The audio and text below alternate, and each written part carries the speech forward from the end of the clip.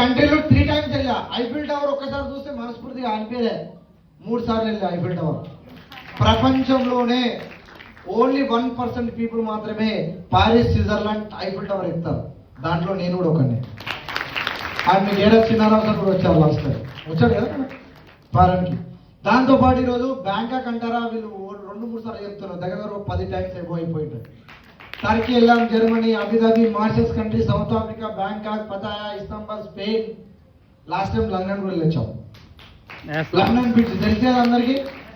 ఇవన్నీ మనం బయట సాధించలేం, బట్ ఈరోజు లాట్ ఆఫ్ ఫారెన్ ట్రిప్స్ వస్తున్నాయి కదా, లాట్ ఆఫ్ రెస్పెక్ట్. మార్నింగ్ చూశారు కదా, రెస్పెక్ట్ ఉందా లేదా? ఈరోజు రికగ్నిషన్ దొరుకుతుంది లేదా, సన్మానం. సో లాట్ ఆఫ్ ఎక్కువ రెస్పెక్ట్ దొరుకుతుంది, ఒక్క దగ్గర కాదు, ఎవ్రీ డే రెస్పెక్ట్ దొరుకుతుంది ఇక్కడ మనకి. దాంతోపాటు నెక్స్ట్ లగ్జరీ లైఫ్ స్టైల్ ఉంటుందా లేదా? లగ్జరీ లైఫ్ స్టైల్ ఉందా? Chinnarao sir AC train book చేశాడు, మంచిగా ఏసీలో వచ్చాను, రాగానే ఏసీ కార్లో కూర్చోబెట్టుకున్నాడు. అది కాగానే ఏసీ హోటల్లో నైట్ నుంచి స్టే చేశాను. మీరు అందరు మార్నింగ్ వచ్చారు, నేను ఇంతకుముందే వచ్చాను ఏసీలో. అంటే లైఫ్ టైం అంతా ఏసీలో ఉంటున్నాం, కరెక్టే కదా? కారణం లగ్జరీ లైఫ్ అనుభవిస్తున్నాం ఇప్పుడు.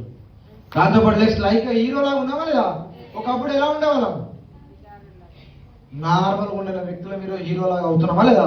కారణం మీరు చూడండి, సూట్ కూడా వేసుకొని ఉంటున్నాం. ఈరోజు మీ అందరూ కూడా మంచిగా సూట్గా టిక్ టాక్ తయారు వచ్చారు. కారణం సేఫ్ షాప్ అనేది మనకి ఇవన్నీ దొరుకుతున్నాయి.